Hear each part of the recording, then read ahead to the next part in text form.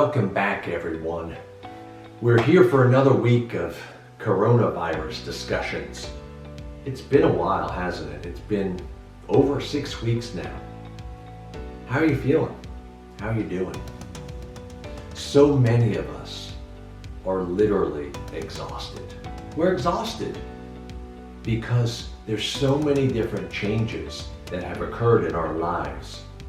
And even though as humans, we are pretty resilient and pretty adaptable, the amount of change and the time frame in which we've had to change is pretty overwhelming.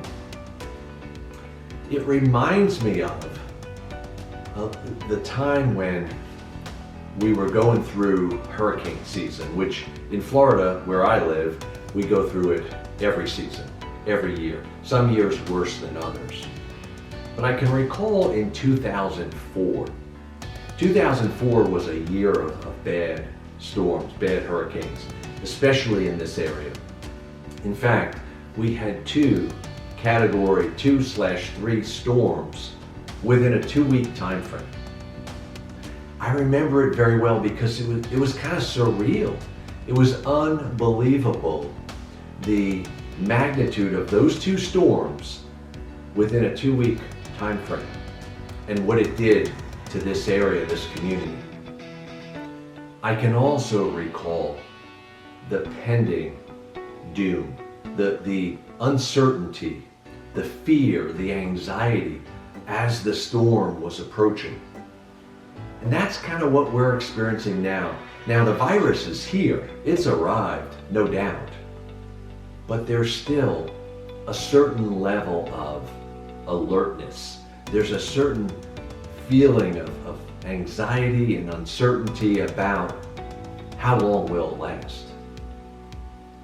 How much damage and how much destruction will it cause to our health, our economy? It's significant, no doubt. And we're feeling it. In fact, most people that have anxiety will tell you that it's the anticipation, what I call anticipatory anxiety, that is the worst. Anticipating bad, anticipating doom or negative things occurring even before they happen. It's the buildup. Well, we're still in that feeling of buildup because in some places in the country, it hasn't reached its peak. So it's still building. Where's it going to stop? We don't know. How long is it going to be around? We're not sure. And even with all the technology and the research and the very smart people that are watching this, the CDC and all the physicians that are covering it, they're still not 100% certain. And that uncertainty creates this panic, anxiety, and fear that all of us struggle with. But it's been going on for an extended period of time. So it's almost this chronic state of alertness, of anxiety, of stress that all of us are experiencing. Let's face it, we've had to make some major adjustments. For one, for many of us, there's these Zoom meetings that occur on a daily basis in the workplace. Now everyone's working from home. Not everyone, but a lot of people are working from home. Working from home can be stressful because you have distractions, whether it be your children, whether it be the dog or the cat, or just things that you notice around the house that need to be done. You're not working in the same work environment. And you're on these meetings, sometimes hours on end, back to back, where people are literally in your face. You might have 10, 20, 30 people up on a screen, and they're literally right in your face. It's kind of intense. Not to mention that it's hard to read people, the nuances and the subtleties of nonverbal behavior on a screen. Very different from the face-to-face interactions that we're used to.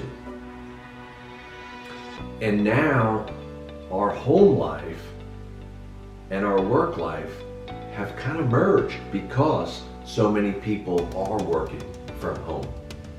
So you don't have that transition of moving back to your home.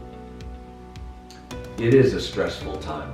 Maybe you're stuck in front of a computer in this chair that's very uncomfortable, or in this workstation that's in the middle of your dining room or in the middle of your kitchen because you don't have a designated spot.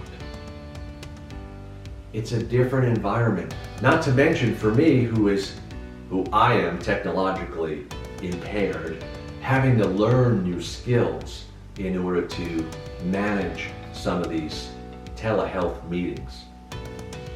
So what can we do about all this? Because really, our sleep is not as good. Some of us are not exercising as much, maybe drinking too much or eating too much. It really, the stress of it all can be burdensome. So I want to give you some ideas about how you might approach this situation and this exhaustion that so many of us experience.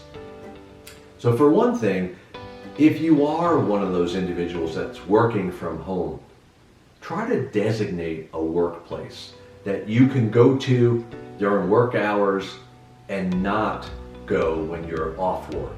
That you can have a designated spot or a station where you have everything set up. Maybe it's a guest room or a spare bedroom, and maybe it is, part of the house, but you have it roped off, so to speak, where it's designated just for work. And you get out of that space when you're not working. The second thing is take breaks in between all these meetings. Take a 10-15 minute break, and maybe don't schedule back-to-back meetings. But go outside, get in the sun, get a snack or something to drink, but walk away from the screen for 10 or 15 minutes in between meetings. Another thing you could consider is when you're on a Zoom meeting or something of that sort, maybe you just have audio. Maybe sometimes you don't do the video and you just have an audio meeting. That might take a little bit of the pressure and the intensity off of the meeting. Be patient with yourself because we are learning new skills. We're in a new place in our lives. It's a new world that we live in today. So it's going to take time for us to adapt and adjust. We are resilient and we will adjust and adapt. Something else that might be helpful is to maintain social connections. And that could be with your family, your children, your spouse. Have that time. Even if it's in the middle of the day, maybe you take time for lunch and you're around your family during that time, because they can also give you some comfort and some relief from the work environment.